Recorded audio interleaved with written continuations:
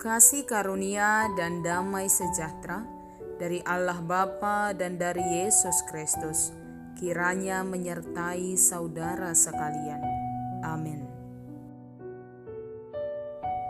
Shalom, selamat pagi Bapak, Ibu, dan saudara-saudari terkasih. Salam sukacita bagi kita. Salam jumpa kembali dalam renungan harian yang setia menyapa kita.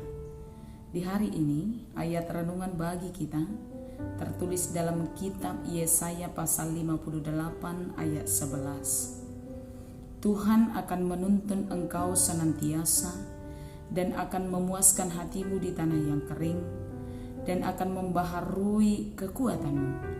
Engkau akan seperti taman yang diairi dengan baik dan seperti mata air yang tidak pernah mengecewakan. Demikian. Bapak, Ibu, dan saudara-saudari yang dikasihi Yesus Kristus, tidak semua orang dapat merendahkan hati. Mengapa? Karena dalam pemahaman banyak orang, kerendahan hati akan menjadikan dirinya seperti orang yang kehilangan nilai. Jok-jok do di pamikirion ditorup halak, dango luau ditoruni akal ni halakan, dango luau ditoruni pikiran nian, marhite nau luau patutoru diri. Merendahkan hati seolah-olah dianggap sebagai sesuatu yang menjadikannya kehilangan nilai, yang menjadikannya menjadi rendah, atau menjadikannya kehilangan harga diri. Tapi dalam renungan harian kali ini, pemahaman kita akan dibaharui melalui firman Tuhan ini. Bapak, Ibu, dan saudara-saudari yang terkasih, ayat renungan kali ini adalah janji Tuhan kepada setiap orang yang mau merendahkan hati di hadapan Tuhan, yang mau merendahkan hati demi kehidupan, demi kebenaran, demi kebaikan di tengah-tengah orang-orang banyak, di tengah-tengah di mana dia berada.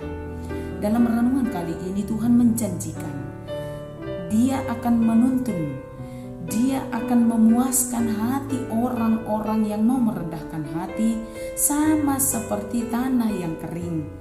Dia akan membaharui kekuatan orang-orang yang mau merendahkan hati.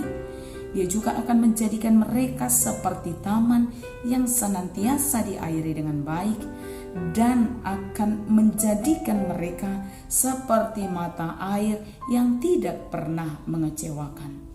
Orang-orang yang rendah hati akan menjadi sangat berharga, akan menjadi sangat bernilai ketika mereka mampu merendahkan hati di hadapan Tuhan dan di hadapan banyak orang. Kerendahan hati tidak akan menjadikan dirimu kehilangan nilai. Kerendahan hati tidak akan menjadikan dirimu kehilangan harga yang sangat mahal. Kerendahan hati tidak akan menjadikan hidupmu sia-sia. Tuhan akan memberkatimu seperti taman yang indah, seperti mata air yang senantiasa mengalir dengan baik, seperti mata air yang tidak akan pernah mengecewakan.